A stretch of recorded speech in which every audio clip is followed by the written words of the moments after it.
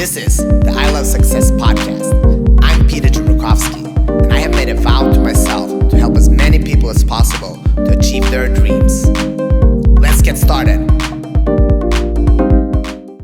Hey guys, and welcome to the I Love Success podcast. I am super excited. Today, my virtual world tour continues, and today I have maybe the world's most famous dentist on the show. What do you mean, maybe? Not maybe, he is, right?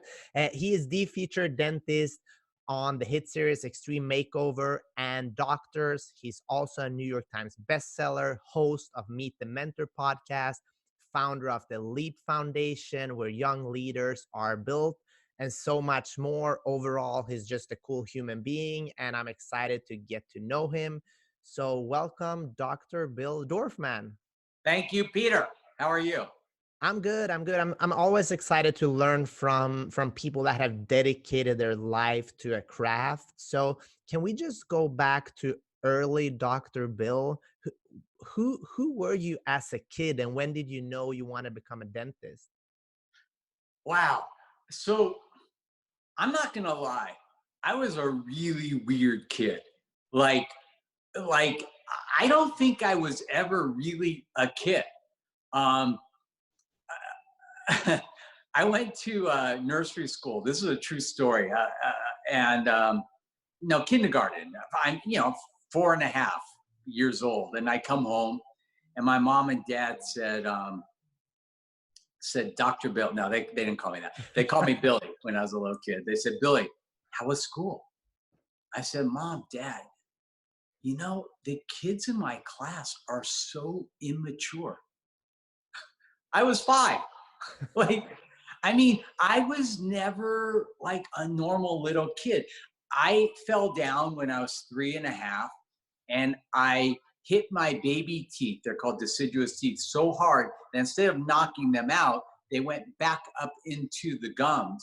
So I had to have multiple surgeries. I was at the dentist all the time.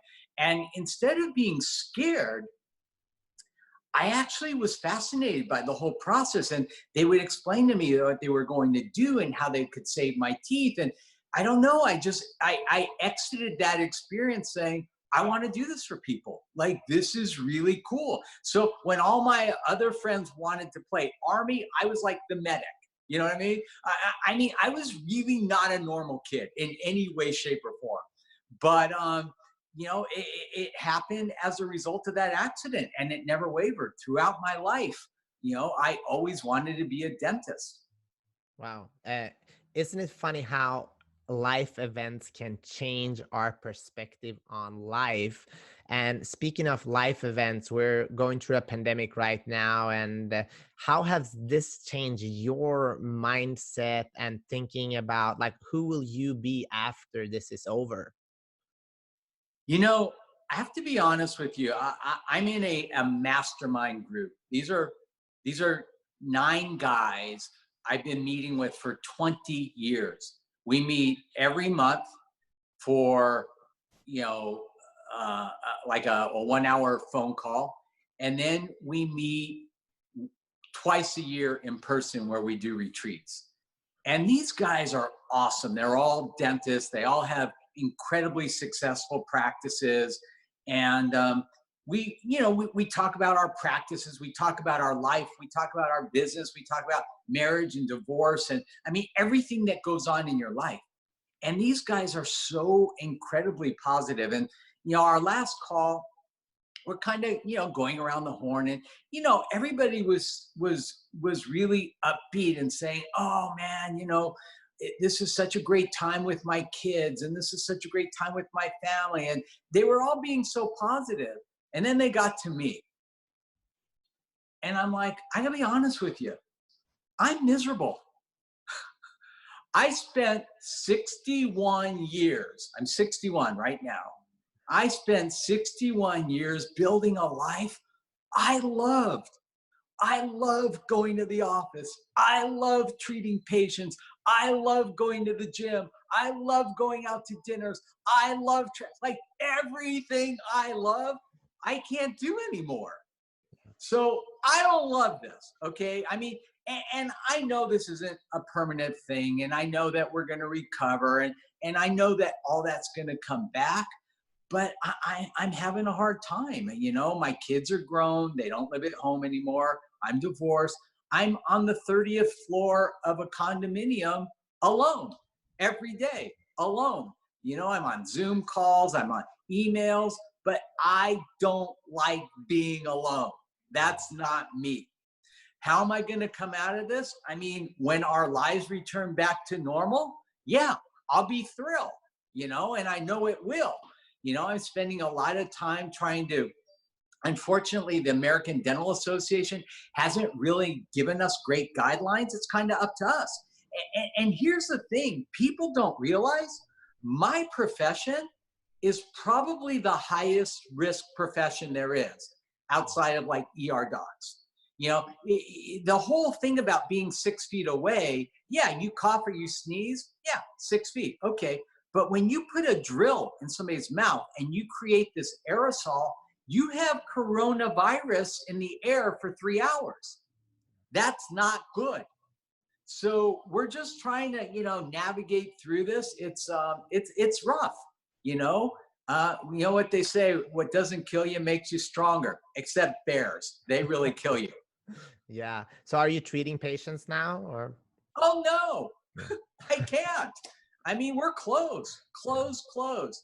What are we doing differently? Well, I mean, this is what I have to look forward to when I go back to work. I'm gonna have a hairnet. I'm gonna have a mask. I'm gonna have a face shield.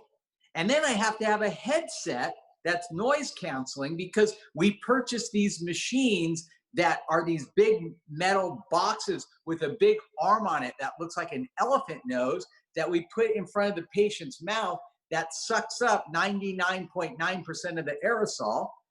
So I'm not going to be able to talk to people because it's going to sound like I'm inside, like, or outside an airplane engine. You know, then I have to wear like layers of, I'm going to be hot. I'm not happy about this, Peter. Yeah. Not at all. Yeah, no, I totally understand. And what I want to talk about, I'm big into mindset. I was a world medalist. I'm an athlete, and I want to dig into the mind of people. And it seems like you have a very strong mindset. You are a competitor. You have created this amazing life for yourself that you love.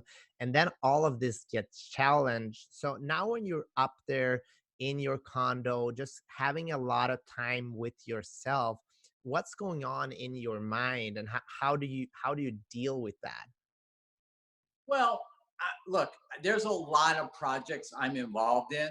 On the upside, Leap, you know, I've been running a motivational leadership program for the last 13 years. I've been involved in it for like 25 years, but I literally took it over, where we teach students 15 to 25 plus skills to be successful in life, right?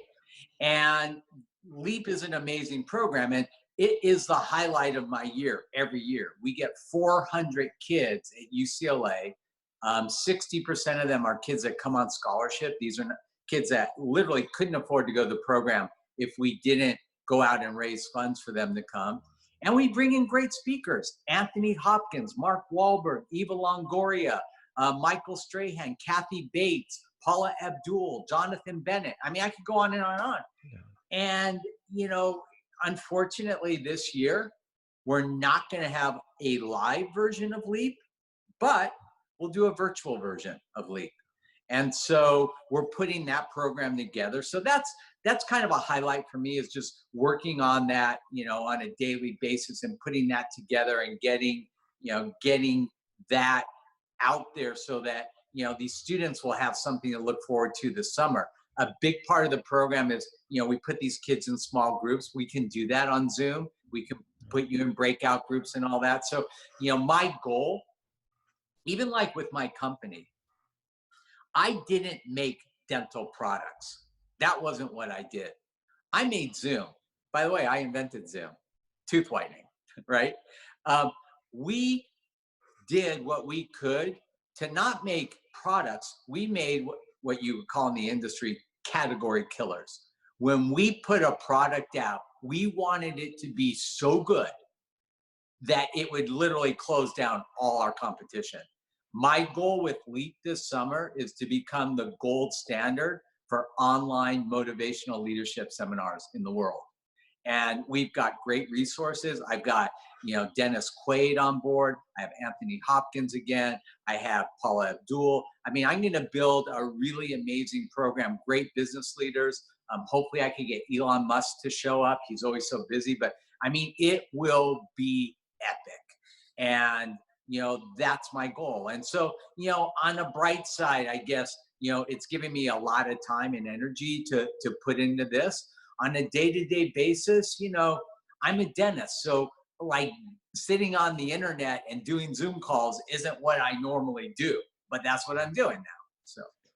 Yeah. And Dr. Bill, why is leadership and mentorship so important to you? Because you're doing all these things to give.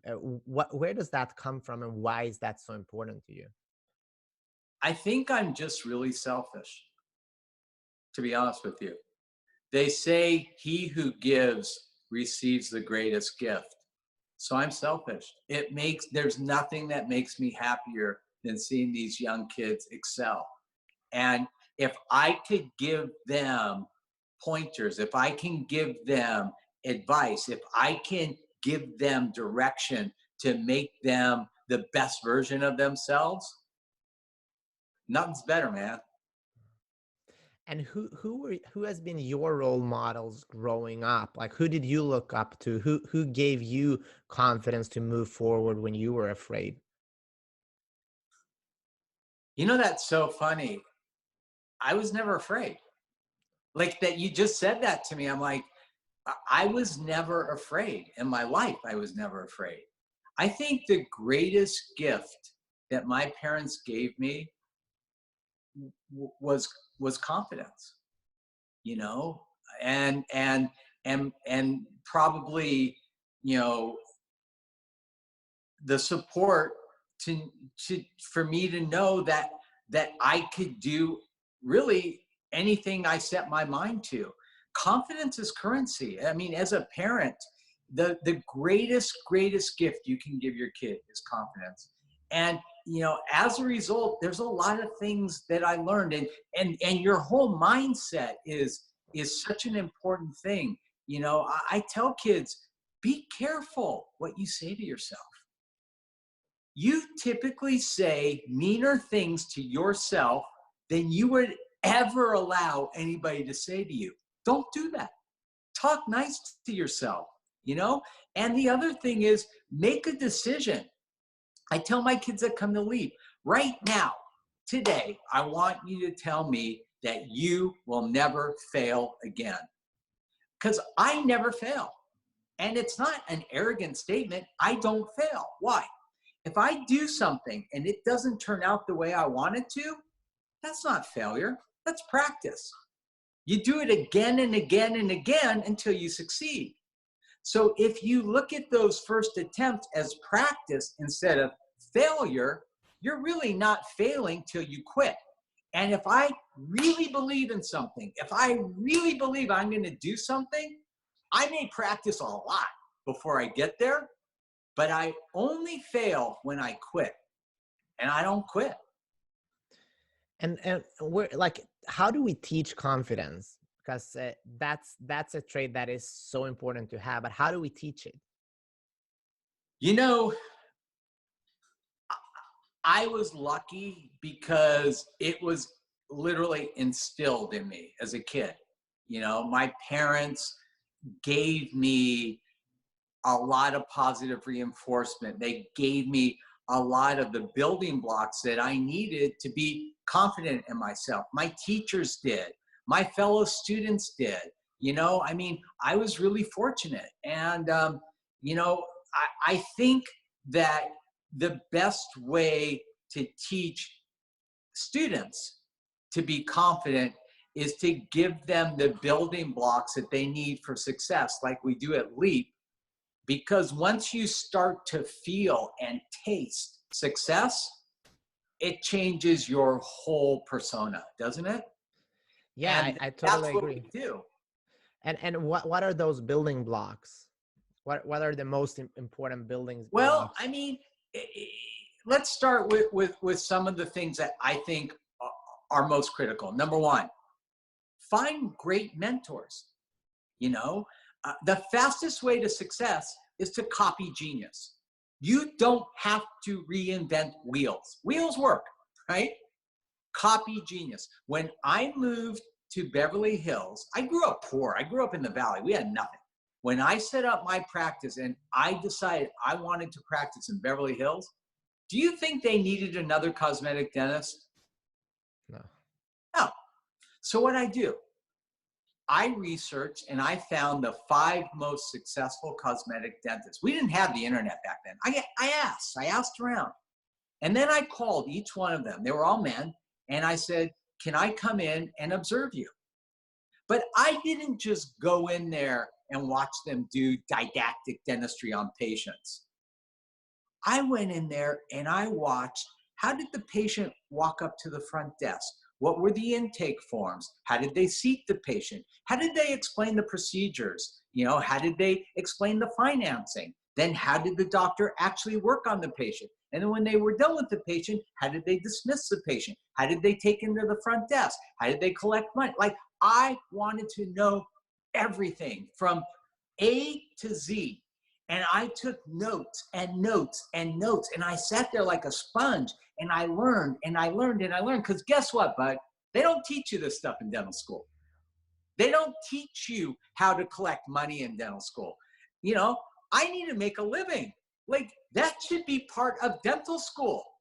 They don't teach that, you know? And so I went out and I learned it by watching other successful dentals do it. This is what I tell I speak at dental schools all over the world. I love speaking to dental students. I do it for free. I never charge a dental school.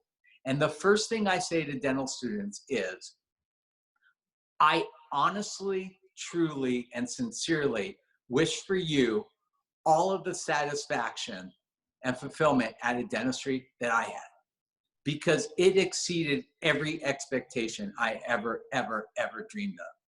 And copy me, because by copying me, you know that you're copying 10 to 15 other people that I copy. Like I tell them on social media, you know, I think I'm the only dentist in the world who has almost 1 million followers on social media. I said, look at my Instagram, because I'm watching 10 to 20 of the most successful dental Instagram accounts and picking and choosing and trying to make mine better by doing that. Copy genius, copy genius, copy genius. I think that's huge. And by doing that and by succeeding, I think that helps students build confidence.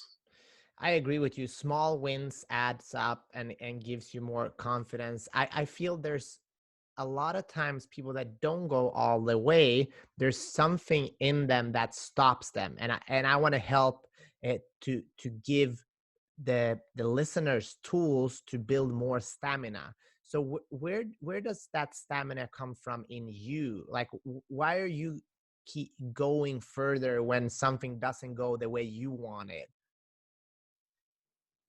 You know, I'm just super, super stubborn. Like, I refuse to give up. I don't know. It's, you know, kids at Leap come up to me all the time. They're like, Dr. Bill, what's the secret of success? It's like they want a hack or a pill. Here's the secret. Work your buns off. That's the secret.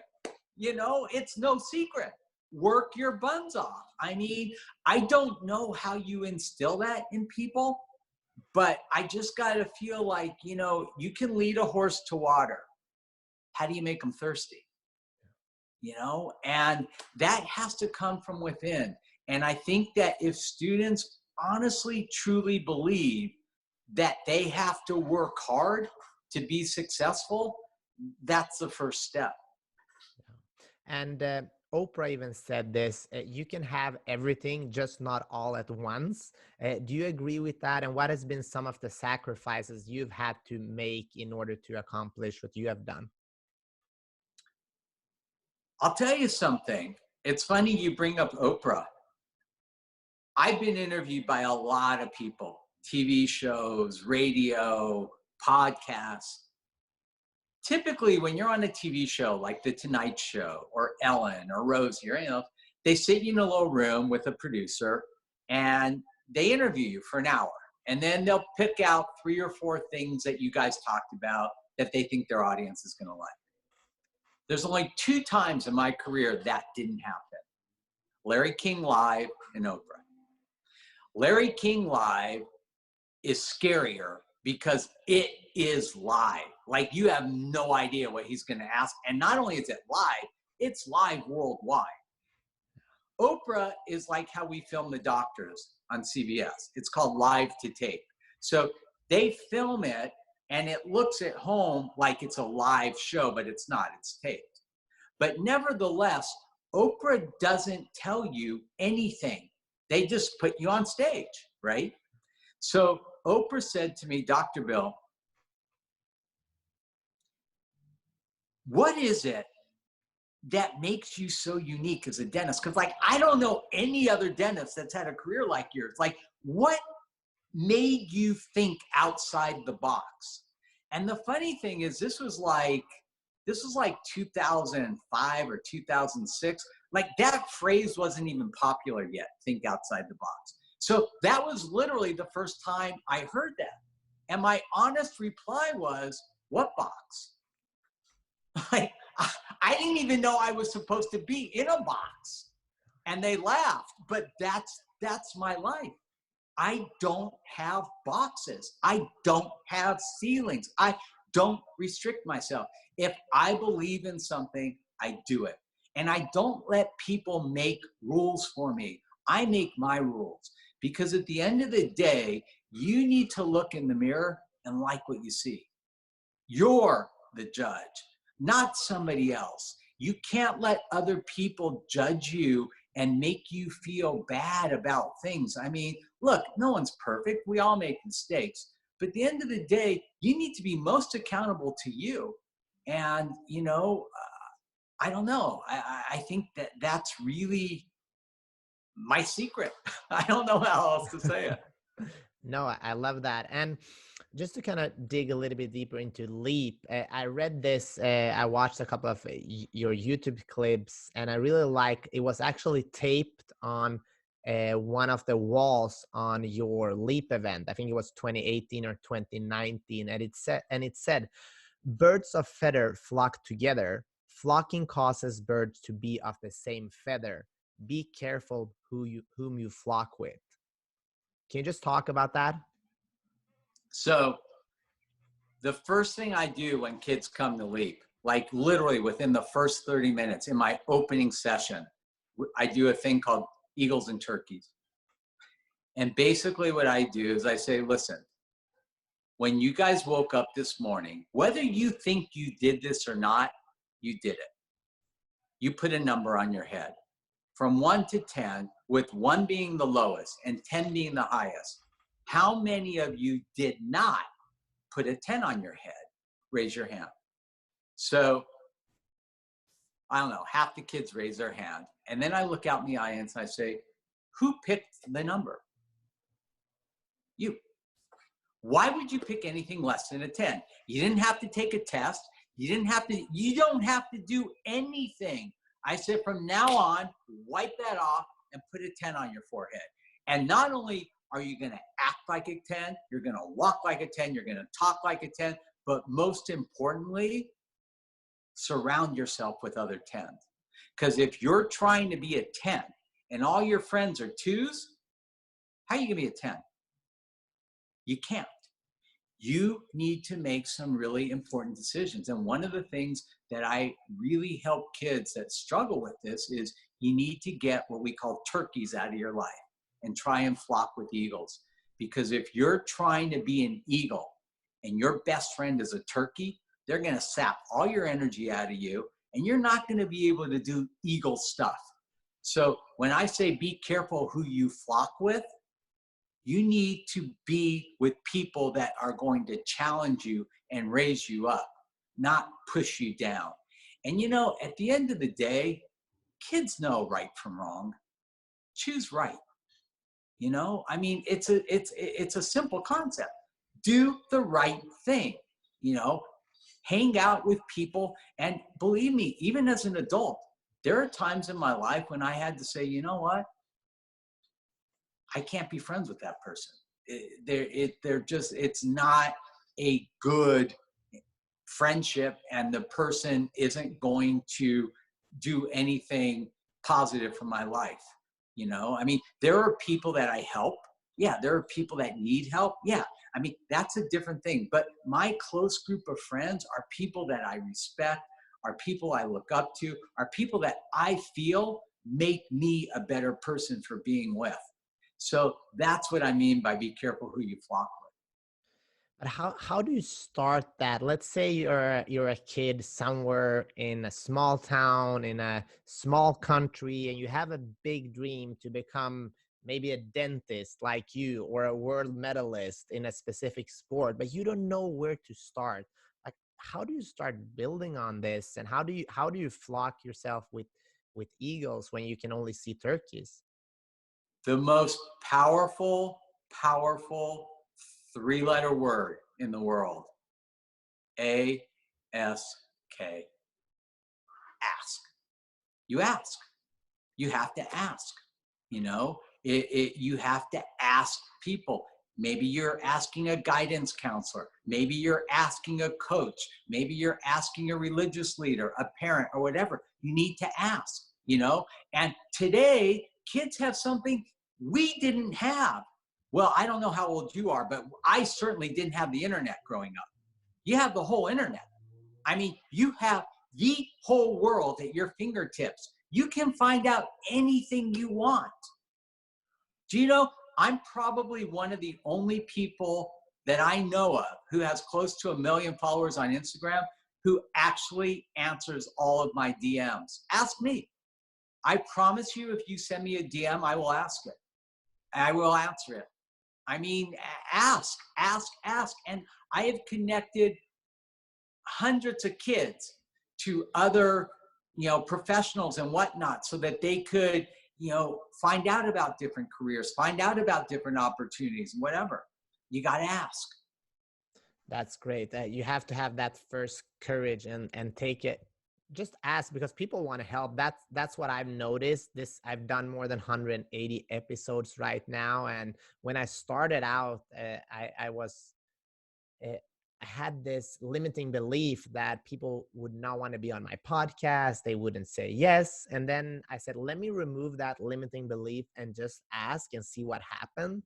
And it's been incredible, because people that are successful, they have been in your position and they want to help. It's the most fulfilling thing in the world, right? Totally. How have you managed to build such a huge social media following, and what do you want to tell other people that are really good at their craft but don't understand the marketing side of things? ASK. Ask. I hired a whole team. You know, I am not a social media expert. I hired great people. And believe me, I went through a bunch of them to get to where I am today. But everyone I worked with got me a little bit closer to my goal. And when I felt like, you know, they pretty much exhausted everything that they could do for me, I found somebody that I felt was a little bit better.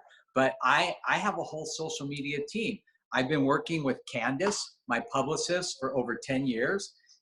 You've talked to Candace. She's awesome. I have Nicole is my personal assistant. She deals with everything in my personal life, with all of my my TV appearances, my speaking appearances, and all that. I have an agent, Janine Lee. She's been my agent for 10 years. She books all of my big paying events. And then I have two guys just committed to social media for me. Antonio curates all my content. He does all my videos and captions and this and that. And then Dan, who's in the UK, has the ability to take the content we have and then get it the maximum amount of exposure by getting it on the Explorer page and those kinds of things. And through the years, that's grown and grown and grown. And, you know, we're in the midst right now of really exploding it even more. Hopefully, by the end of next week, I should have close to 1.5 million real followers on Instagram, because we started another account with me, which was purely fitness. And apparently people like to see a 61-year-old fitness dude. I don't know, but that's going to probably add like 900,000 followers on my account. So that's going to make it even bigger. And why do you think, like, when did you know, or think in your mind that social media and having a great following would help your brand? When did you realize that as a dentist, so to speak? So I have 3 children. They are 27, 22, and 22. And about 4 years ago, my 22-year-old twins were 18, and they started getting very active in social media. And so, I started learning from them. And then one of them actually worked for a social media company. So she started giving me direction, and I kind of outgrew that, and and then started building and building. And it's funny because as a dentist, and this is what I tell other dentists, TikTok, no, I don't care if 12-year-olds follow me on TikTok. I mean, I'm sure I could get millions of views doing some of the crazy gymnastic stuff and all that I do, but I don't care about TikTok, honestly. Sorry, TikTok. Twitter, it's like Trump's thing, not my thing, right? Even Facebook, not so much. For us, in my profession, Instagram is huge. I mean, I get probably 5 or 6 great quality patients from Instagram every month. I answer tons of questions from patients who follow me on Instagram with direct messages, not only just about teeth, about life, about parenting, about fitness, whatever. That for me has been the most interactive. So I don't even deal with the other ones. I let my social media team do that because, I also want to have a life. But I'm pretty active on my Instagram, and I actually do answer all the DMs. Wow. And as far as fitness, we've seen you on Instagram. You love being in shape, and you're training really hard. Like, why is that so important to you to be in shape?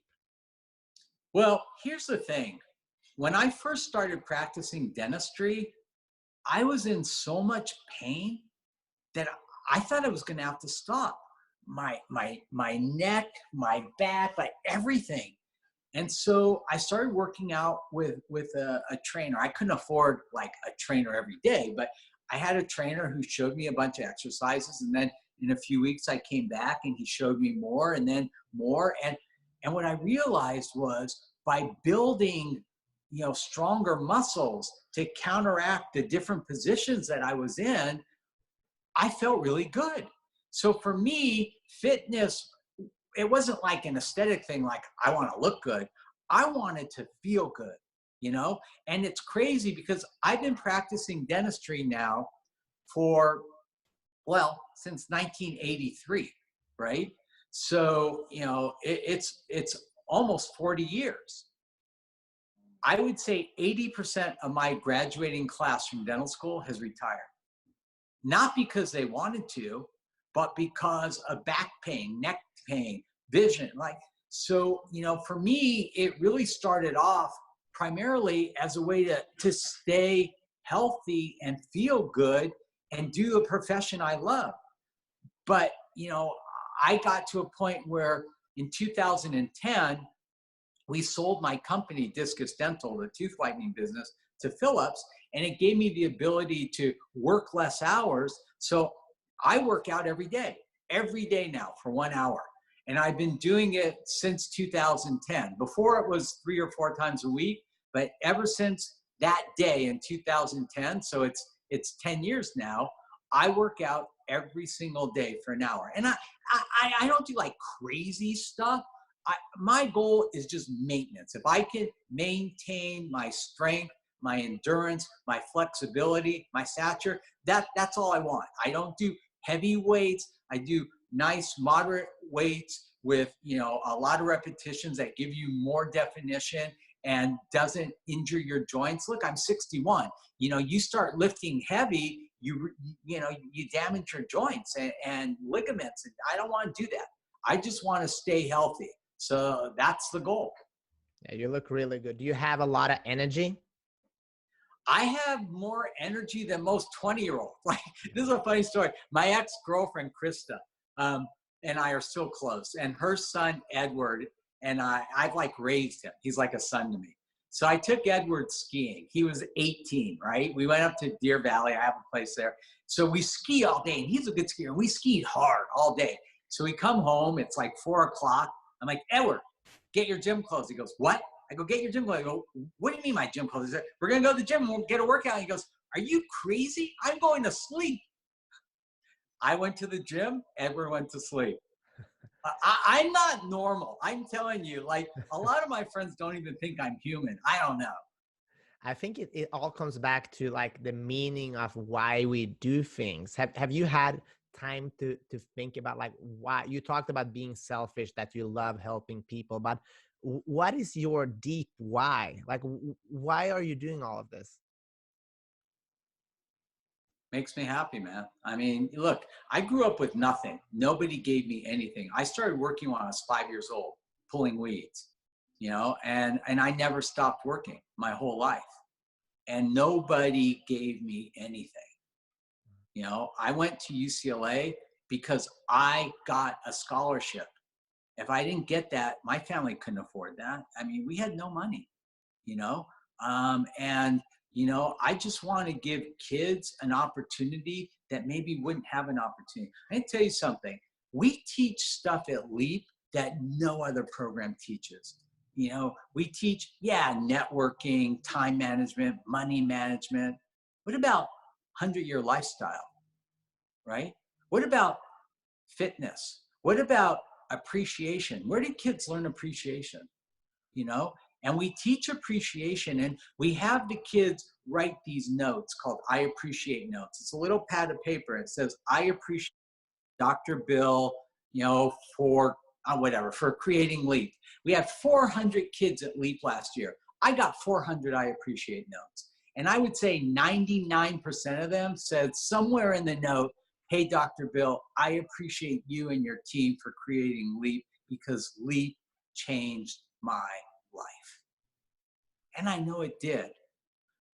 But I said 99.9% because 1% of them are going to say, hey, Dr. Bill, Leap saved my life. And I know it did. These kids come in, they've got no support. They've got no family support. They've got no friend support. And the reason why Leap works, the reason why Leap is so powerful is this. I have 3 daughters. If I tell my daughters to do something, they're not going to do it. Now, if you tell them to do it, and you're a specialist in whatever it is they're asking, they might do it. But I promise you, if 5 of their girlfriends tell them to do it, guess what happens? They do it. That's why Leap works. Kids come into the program. We put them in a group with 10 other kids their age, and they are a unit, and they work to help and support each other. And that's the magic of Leap, and that's why Leap works. Incredible. Yeah, thank you guys for doing that. It's incredible. I want to go a little bit deeper and talk about what has been the biggest challenge in your life, and what did you do to overcome that, and how did it change you as a person?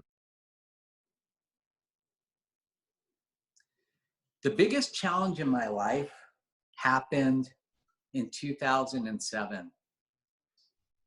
And 3 horrible things all happened at once. And it wasn't like one thing, it was like 3 horrible things all happened at once. Any one of those would have been really bad, but to get all 3 at once was literally the lowest point in my life. Early April, I'm driving down the street in Beverly Hills, And it was one of these beautiful, sunny California spring days. The sun is shining, birds are chirping, everything's in bloom. And this song comes on by Five for Fighting called Superman. And I'm listening to the words, and I got so choked up because that was my life. Like like that was my life. And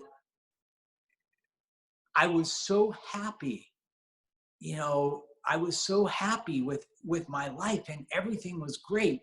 And that song just spoke to me. 2 months later, I'm driving down the same street, the same song comes on, and I literally pulled over and I was just bawling. Everything in my life took a 180-degree turn. I was married. This was my second marriage. My wife filed for divorce.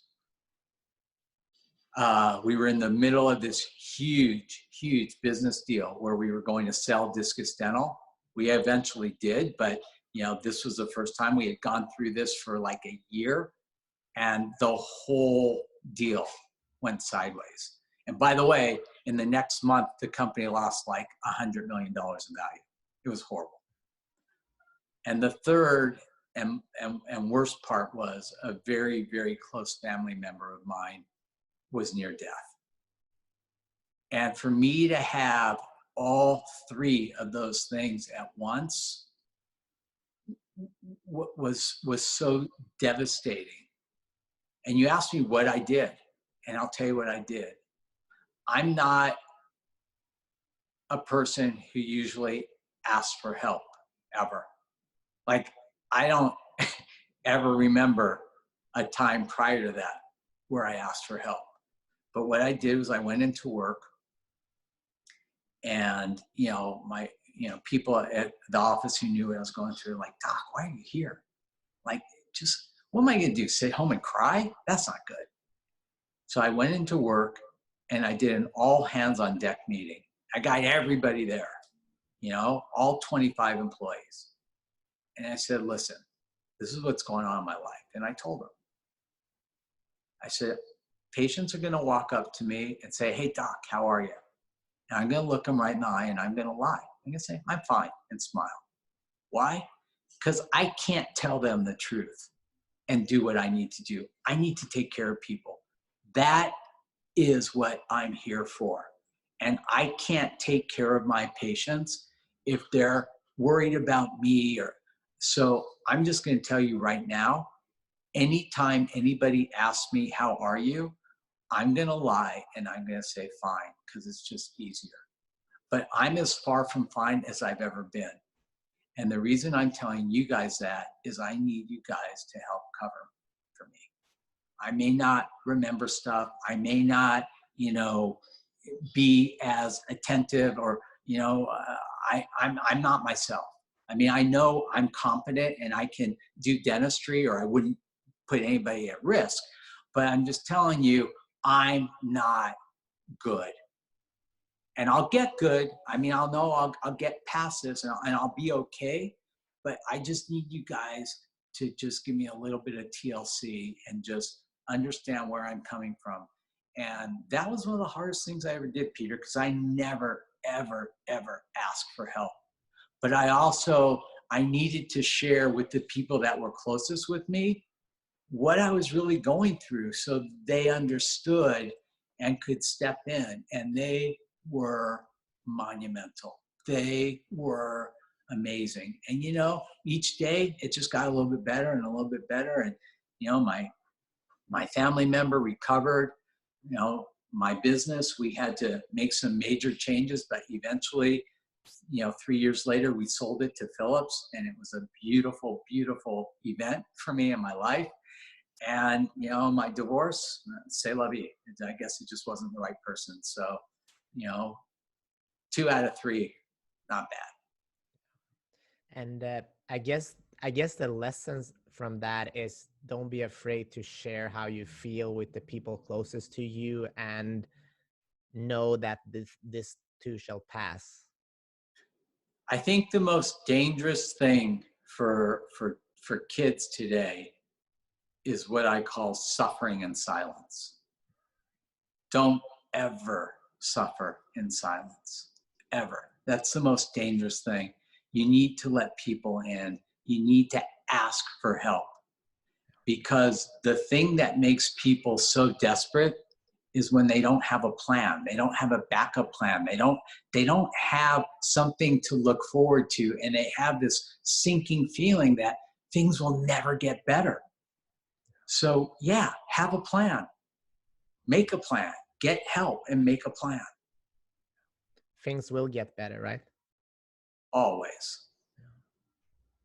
I have one final question to you, because we're all about sharing stories and tools. But at the end of the day, I want the people watching and listening to this to take action in their own life, because my mission is to help at least 10 million people to go after their dreams. But every person counts. So, what would be the first step people can take right now when they're done listening to this, to get a little bit closer to creating that dream life of theirs? You know, we really try to expose students to a lot of things at LEAP, but the two that I really focus on, and they hear me say this over and over and over again at LEAP, I'm going to share with you. And by the way, before we end this, if anybody listening wants more information about LEAP, it's super easy. www.leapfoundation.com. LEAPFOUNDATION.com. The program this year will be July 20th to the 25th.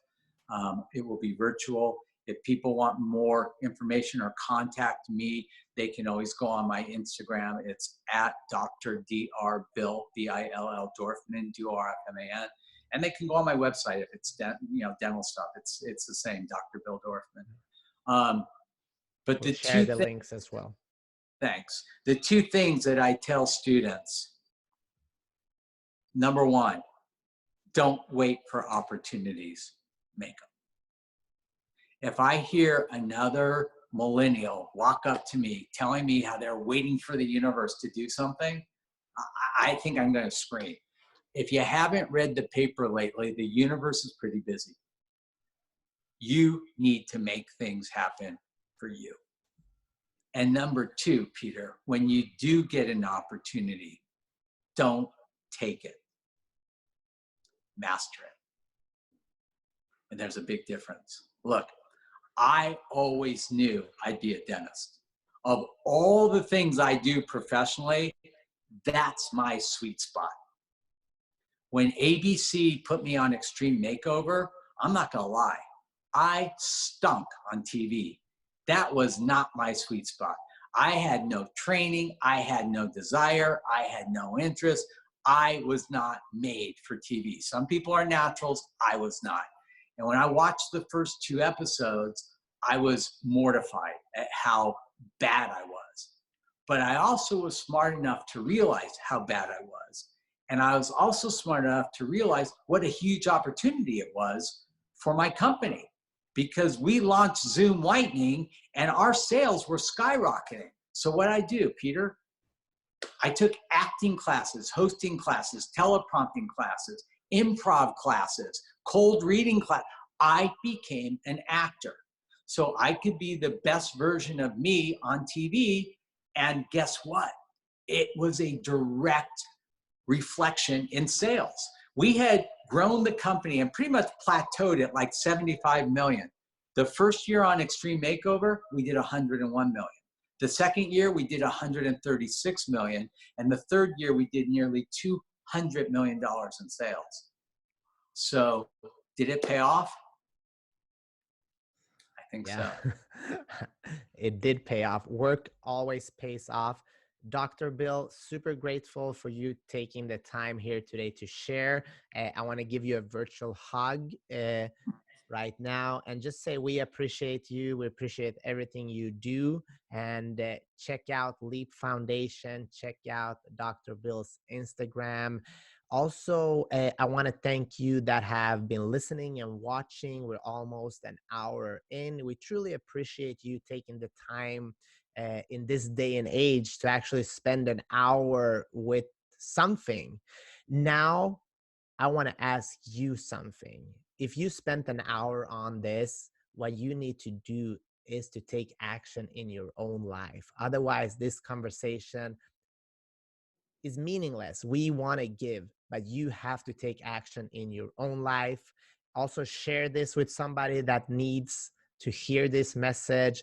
Check us out at ilovesuccess.co. We have more than 180 of these amazing conversations with game changers and thought leaders just like Dr. Bill. And I have something I want to ask you. Yeah. I also have a podcast and it's become really popular. I would love to have you on it, Peter. So can we set that up as well? Yeah, I would love to. Thank you so much. Let's do it. Let's All do right. it. Thank you. Thank you. Talk to you soon. Take care. Bye. All right.